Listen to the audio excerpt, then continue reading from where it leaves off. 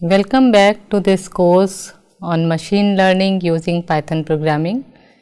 So, in the previous lecture, we have seen decision tree for classification, and it was introductory lecture where we have seen what is decision tree and how decision tree can be used for classification. Now, these are the remaining topics that we will study for decision tree using classification using decision tree. So, the next topic that we will study is attribute selection measure. Introduction to decision tree we have done in the last lecture. In today's lecture, we will see some of the topics of attribute selection measures. So, in attribute selection measures, we will see reduction in variance, entropy, information gain, Gini index, and then we will see how to deal with continuous attributes and decision tree splitting criteria, that is chi-square criteria, and then pruning, that is also very important topic in decision tree. So, I would like to tell this decision tree slides I have prepared from this website. So, all the examples and theory I took from this website. So, in the previous lecture, we have seen when we apply decision tree for classification, we split the data set in different parts, and again those parts are split in different subparts or subsets. So, finally, we get some leaf nodes, and we assume that we will stop splitting when these leaf nodes are pure nodes. Pure nodes in the sense one leaf node will have instances or data points corresponding to one class, or at least 99% instances are of one class, and remaining few 1% instances may be of other classes, depending on the accuracy that we want. So, we will stop at that point when we are getting that much pure node in the as a leaf node in the decision tree. So, now we will see what are different attribute selection measures that can be used to split nodes in the tree, because when we are splitting data set, we must have some particular attribute, and based on that attribute we will try to split data set or subset that is corresponding to one subset of data set. So, we divide that subset further in two or more subsets. So, we can say that while implementing a decision tree, the main issue arises that how to select the best attribute for the root node and for sub nodes. So, how we will find which attribute is the best attribute at that step at the root node or at other sub nodes, which attribute is the best attribute for splitting that node. So, to solve this problem, attribute selection measures are used, and by this measurement we can easily select the best attribute for the nodes of the tree. So, at each node we will first of all we will need to find which attribute is the best attribute to split this node, and then using that attribute.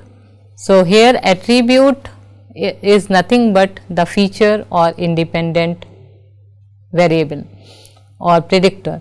So, we will need to find out which predictor, which independent variable or which attribute is the best attribute for splitting the root node or any other node in the tree. So,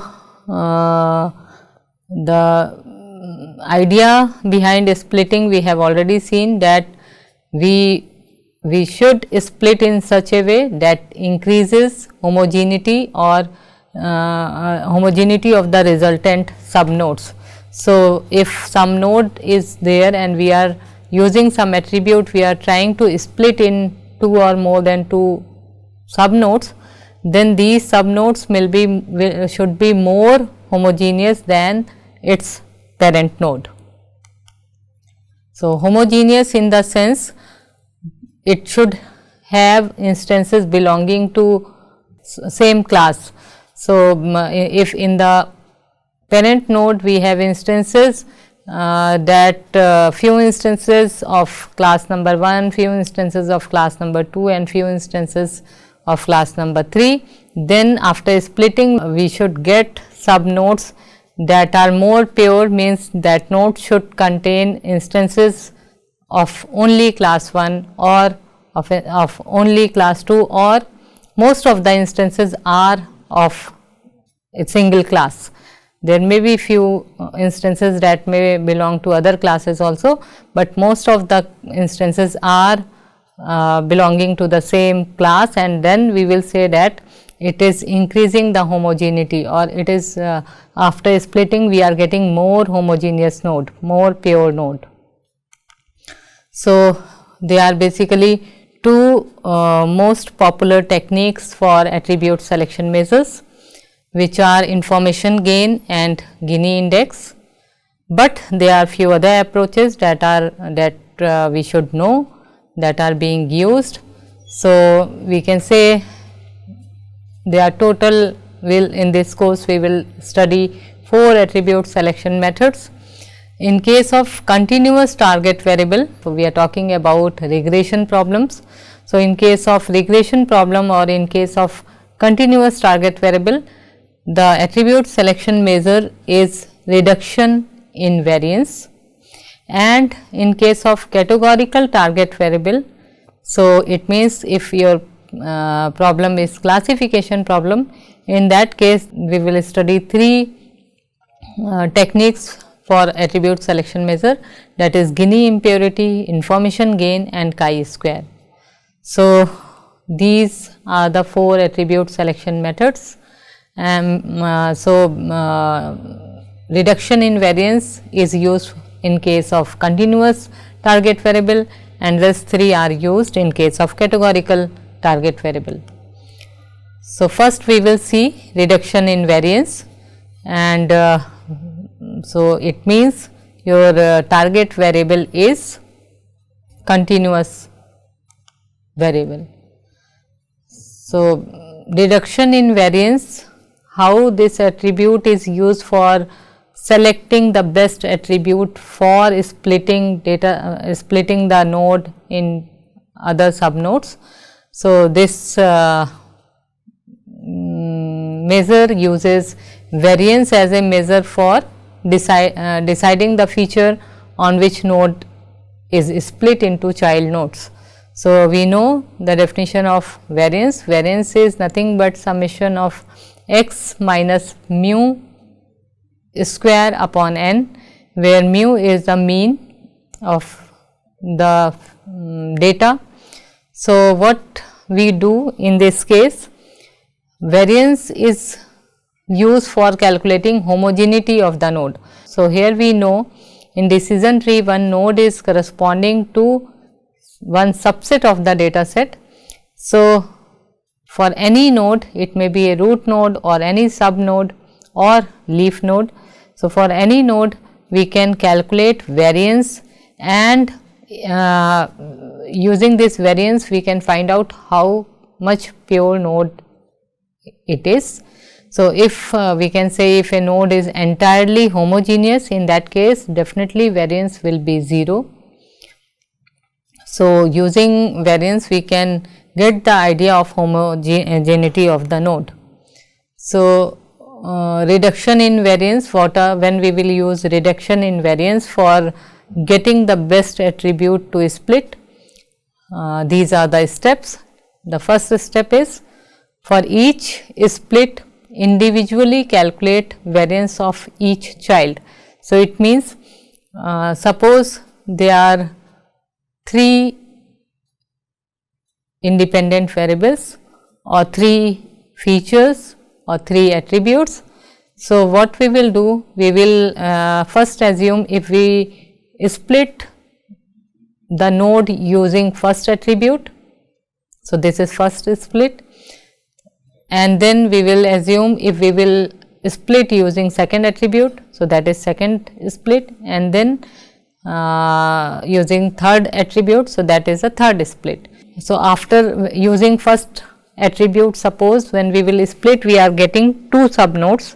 So, for these 2 subnodes we will calculate variance. So, after getting variance of these 2 subnodes, we will calculate variance of each split. So, similarly using third attribute, suppose when we will split we may get 3 nodes, 3 subnodes. So, first of all we will need to calculate variance of all these 3 nodes. So, that is the first step, and in the second step we will calculate variance of this split. So, how we calculate variance of this split? That is done using attribute 3 or attribute 2 or attribute 1. This variance of split, each split is calculated as weighted average of variance of child nodes. So, we will not directly take average of variance of child nodes, we will take average weighted average of variance of child nodes, because it is necessary to consider how many instances are there in the nodes, because if it is a small node, in the sense if there are only few instances in that node and it is its variance is low, and if suppose there is a big node where number of instances are large and its variance is low or high. So, we should consider the number of instances also when we are we should not only take the variance of that node, because if a large node is having less variance, so that may be better than having a small node having slightly better variance. So, slightly less variance. So, it is necessary to take weightage average of variance of child nodes. And then in the third step, select the split with the lowest variance. So, when we will in the second step, when we will calculate weighted average of variance of child nodes for the first attribute, means first split, then for the second split, similarly for the third split, then we will select that particular split, or we will select that attribute through which we got the lowest variance. So, perform step 1 to 3 until completely homogeneous nodes are achieved. So, the best attribute is suppose 3, because when using attribute 3 we splitted the node, the variance of this split is suppose minimum out of these 3 splits. In that case, we will use attribute 3 for splitting. So, using attribute 3, whatever new sub nodes we got, again we will do the same process for splitting it using reduction in variance. So, let us see by example. So, first of all we will see, suppose there are 2 nodes. So, in one node there are target values or instances. So, we are assuming there is only, in this case we are assuming it is a one dimensional data set. So, there are values 2, 6, 7, 4, 7, 9, and in the second node we are having values 1, 1, 1, 1, 1, 1. So, we know that the variance of first node will be greater than variance of second node, because second node is homogeneous node, because all the instances are same, while in the previous node different instances are there. So, there will, when we will calculate variance using the formula of variance, we will get some value, and that is in this particular case that is around 6, while for the second case it is 0.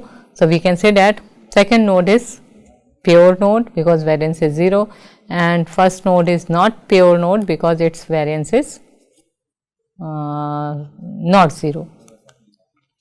So, now we will see one example. I already mentioned that all these slides I prepared from this website. There is a data set in which we have suppose 2 attributes. We are taking only 2 attributes. One is class. So, in class there are 2 values, class 9 and class 10, and performance in class is another attribute.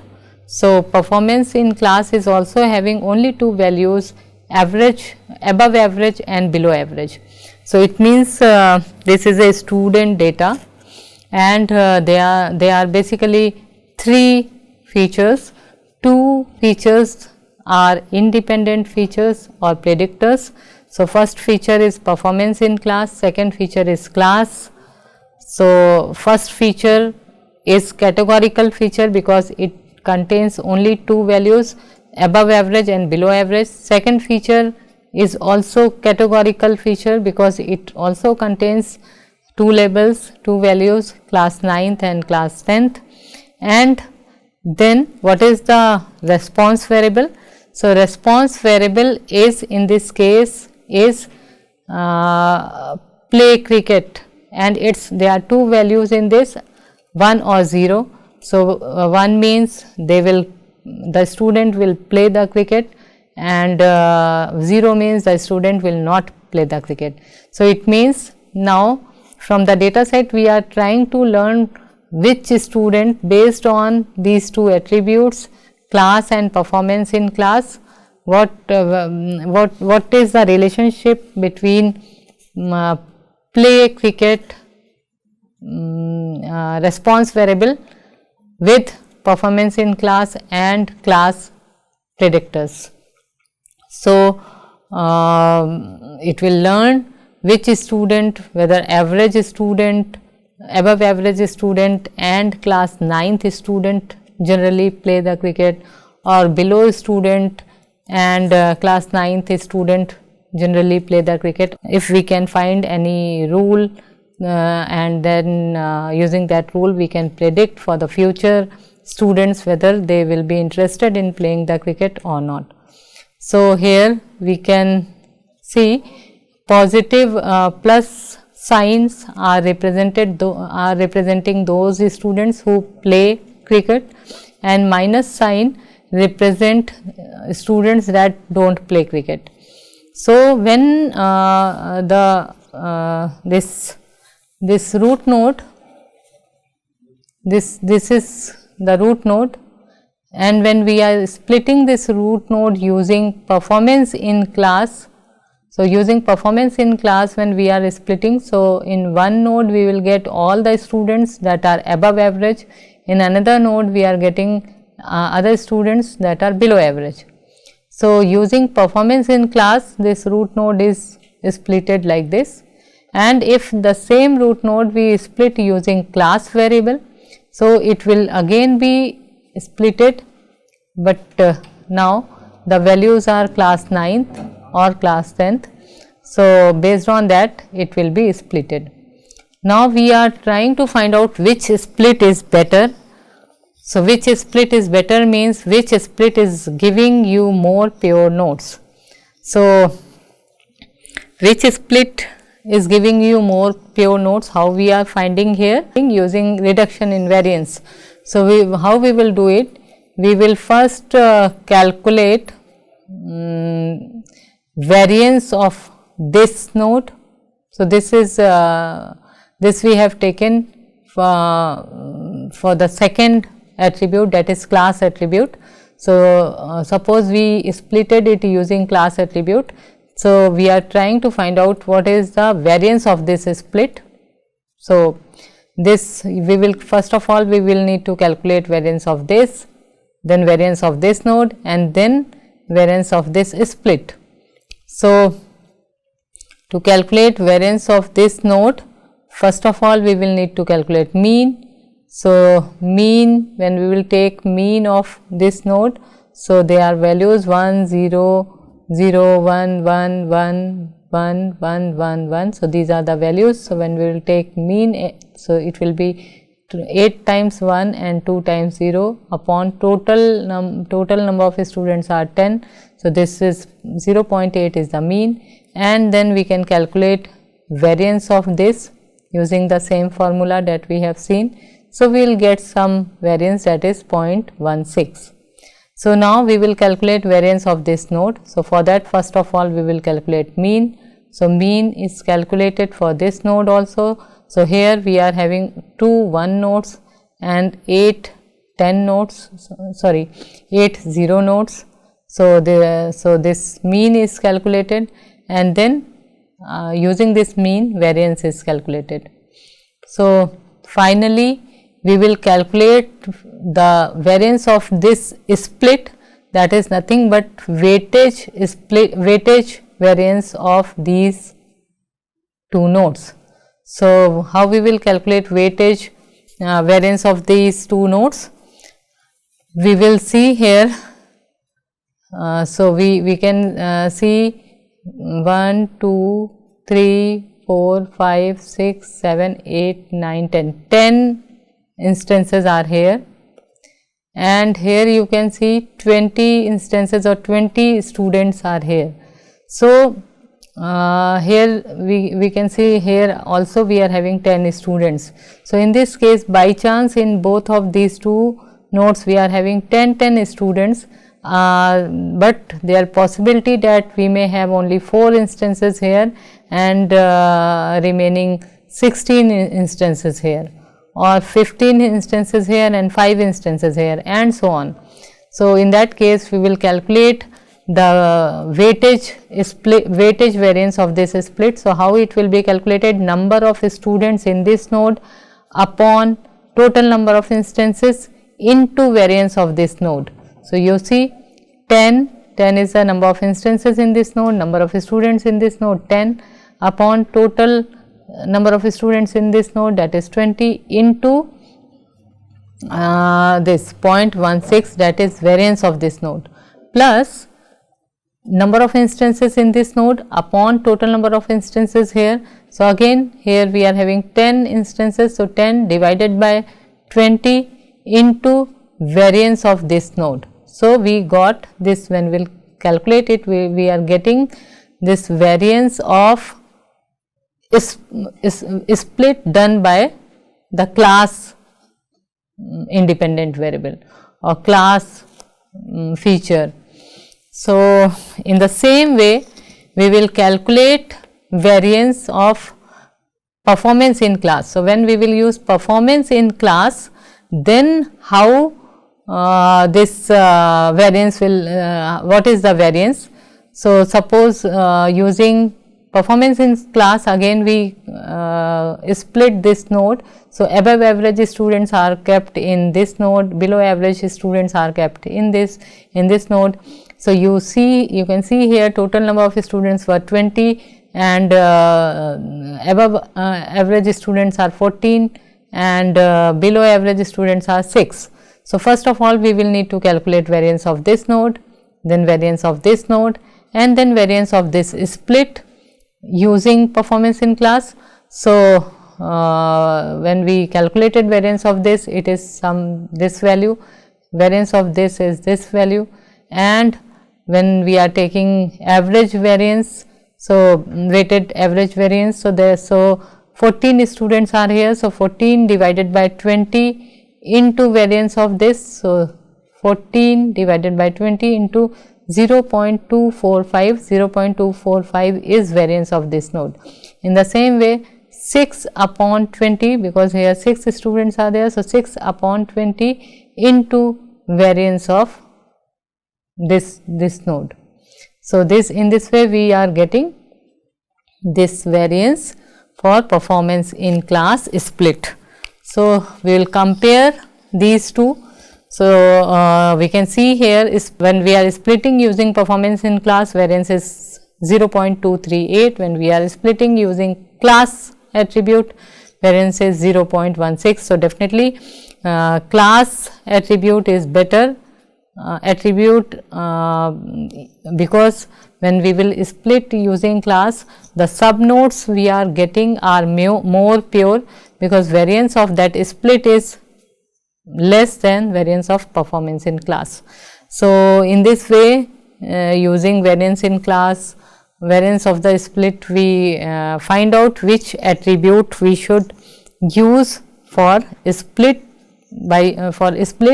at a particular step. So, it may be root node, or it may be any sub internal node, or finally at the leaf node we will stop the process. We will not further split the leaf node, but for remaining nodes we will need to find how to split that node. So, this is the first method that we have seen, that is nothing but we have seen the first method is reduction in variance. So, we will always find that variance of the original node was greater than variance of the nodes that nodes we are getting after split. So, variance of split is always less than variance of the original node that was splitted. So, that is why it is called as reduction in variance, and we are basically trying to check which variance is less. Based on that we are selecting that attribute. So, now we will see some other attribute selection measures, and those attribute selection measures are based on entropy. So, let us first understand what is entropy, and then we will see how entropy is used in those attribute selection measures. So, as we know, entropy is a measure of disorder in a system. So, we can say that it is used to measure impurity of the system, or randomness or uncertainty of the system. So, in this case our system is nothing but the data set. So, how much uncertainty is there in the data set means uncertainty regarding to which particular class that instance is belonging.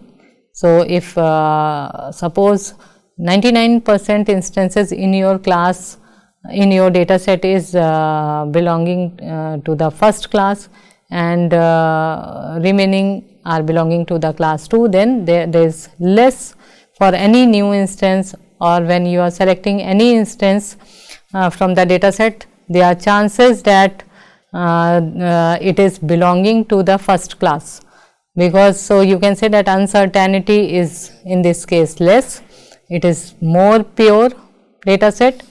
So, entropy can be used to find out how pure node is, or how impure, or what is the randomness in the data set or in a particular node of the decision tree. So, Shannon's entropy is used in these attribute selection measures. So, what is Shannon's entropy? This entropy is defined as probability of selecting, when you are randomly selecting any instance from the data set, what is the probability that that instance is of class suppose k, and then you will multiply it with log of probability of x is equal to k. So, this we will do for all the classes, we will take summation of that, and here we are taking minus sign also, because when we will calculate this log of this probability. So, probability will always be between 0 and 1. So, it is a fraction. So, suppose it will always be log. So, any fraction its log of any fraction is always negative, because log of suppose 0.5 is you can say that 1 by 1 by 2. So, that is log of 1 minus log of 2. So, log of 1 is 0. So, minus log of 2. So, that is why you will get negative value and then negative value. So, that is why we are taking in this formula this minus sign. So, we will get some positive value and we will get what is the entropy or what is the uncertainty, what is the impurity of that node. So, suppose we are taking binary classification case. So, in that case there will be positive instances and negative instances. So, we can how we will calculate entropy of that node or of that data set. So, we will first of all calculate the probability of getting positive instance. So, it means when randomly we will create we will select any instance, what is the probability that it is the positive instance, then multiplying this with minus log of 2 and then that probability plus probability of getting negative instance multiplied by this minus log of 2 probability of negative instance. So, in this way we can find out the entropy of that node or entropy of the data set. So, then we can always say that if probability of any of these two is 1, then definitely the probability of other will be 0, and in that case entropy will be 0, because suppose probability of positive instances is 1, in that case log of 1 will be 0. So, this term will be 0, and if probability of plus is 1, then definitely probability of minus will be 0. So, this term will also be 0. So, entropy of that data set will be 0. So, now we can say that maximum value for the entropy will depend on the number of classes in your data set. So, definitely this is the maximum value of the entropy. As we have seen here, the minimum value will be 0 if all the instances will belong to one class. In case of binary classification, we have seen if all the instances are belonging to either positive instances or all the instances are negative, in that case your entropy will be 0. So, in the same way we can find out when the entropy is maximum. So, entropy will be maximum when basically you will have in case of binary classification you have half positive instances and half negative instances. So, if there are 4 classes, then maximum entropy will be 2. If there are 8 instances, maximum entropy will be 3. So, in this lecture we have seen attribute selection measure, that is reduction in variance.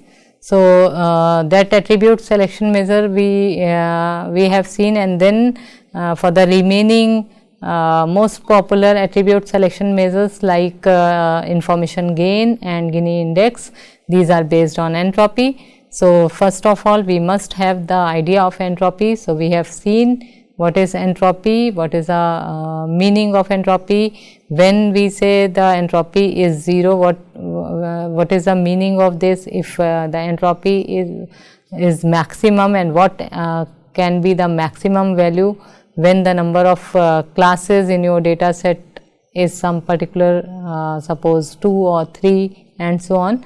So, these concepts of entropy we have seen in this class. So, now in the second next lecture we will see the other remaining topics of decision tree, and in particular information gain and Gini index attribute selection measures. So, I am stopping here. Thank you.